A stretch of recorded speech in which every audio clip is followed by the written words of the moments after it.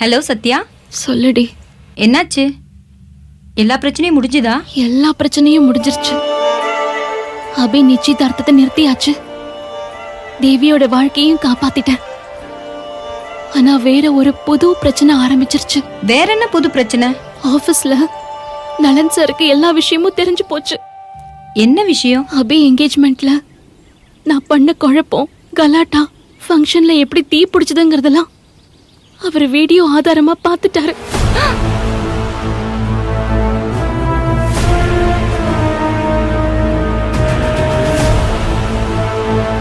நான் செஞ்சது தப்புதான். ஆனா அதுக்கு நம்பிக்கை துரோகின்னு நலன் சார் கொடுத்த பட்டம் மிகப்பெரிய தண்டனை. என்னால அந்த வார்த்தையை தாங்கிக்கவே முடியலடி. அட கடவுளே, அந்த வீடியோ எப்படி நலன் சார் கையில மாட்டுச்சு? சரி, அவருக்கு விஷயம் தெரிஞ்சிருச்சுன்னா நீ ஏன் அப்படி பண்ணன்ற எல்லா உண்மையையும் அபி தேவியோட லவ் பத்தி நலன் சார் கிட்ட சொல்லிருக்க வேண்டியது தானே? அப்படி ஒரு சந்தர்ப்பத்தை அவர் எங்க எனக்கு கொடுத்தாரு? முதல்ல அவர் என்ன எங்க பேச விட்டாரு? வீடியோவை பார்த்த ஆத்திரத்துல கண்டபடி திட்டி வேலையில இருந்து வெளியே துரத்திட்டாரு.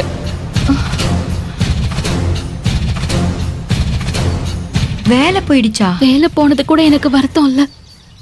இந்த வேலையில நான் சேர்ந்ததுக்கான நோக்கம் நிறைவேறிடுச்சு. அபி நிச்சயதார்த்தம் நின்னுடுச்சு.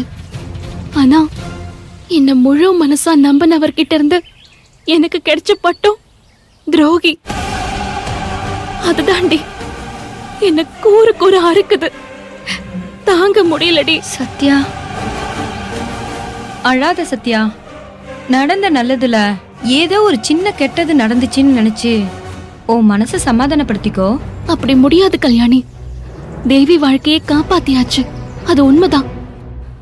ஆனா என்ன முழுசா நம்பின நலன் சாரோட அப்பழுக்கு இல்லாத அந்த நல்ல மனச, அந்த பாசத்தை நான் காயப்படுத்திட்டேனே.